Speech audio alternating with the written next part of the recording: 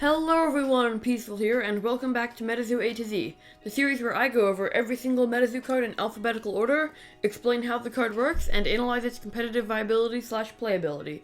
Then, I will give the card a rating out of 5. This episode, Antimagic Field. Antimagic Field is a cosmic aura type spell that costs 1 cosmic aura and 2 neutral aura to contract.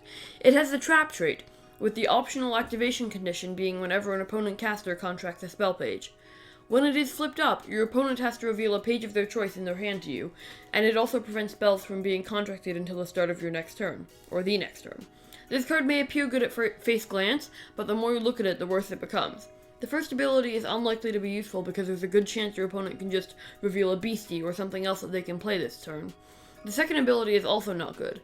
First of all, the word other means that it does not even count with a spell being played, only ones played after. Not that many spells are currently in play besides Fireball, Draw Spells, New Year's, and a few other effects.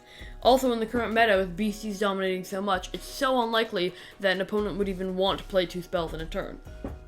This also doesn't counter lightning in the bottle or the ore generating artifacts. This means that in the current meta there's almost a 0 chance to get a beneficial effect, and even in the future, there would have to be a mainly spell deck in the meta for this to be main deckable. It is also negative that you need to hold up 3 aura on your opponent's turn to activate it. The only deck I could possibly see this fitting in is something like Cosmic Frost, because Frost already has some spells that can be played on other turns, such as Icy Path.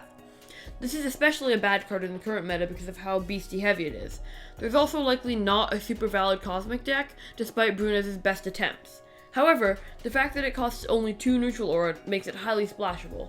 In conclusion, Antimagic Field has a fairly bad effect, restrictive cost needed to play, and practically 0 chance of it having any good potential in the meta or a place to fit in. It also doesn't really have good future potential unless there's a spell combo deck in the future. For these reasons, I'm rating Antimagic Field a 1 out of 5. Thank you for watching, and please consider liking this video if you enjoyed it, and subscribe if you have not.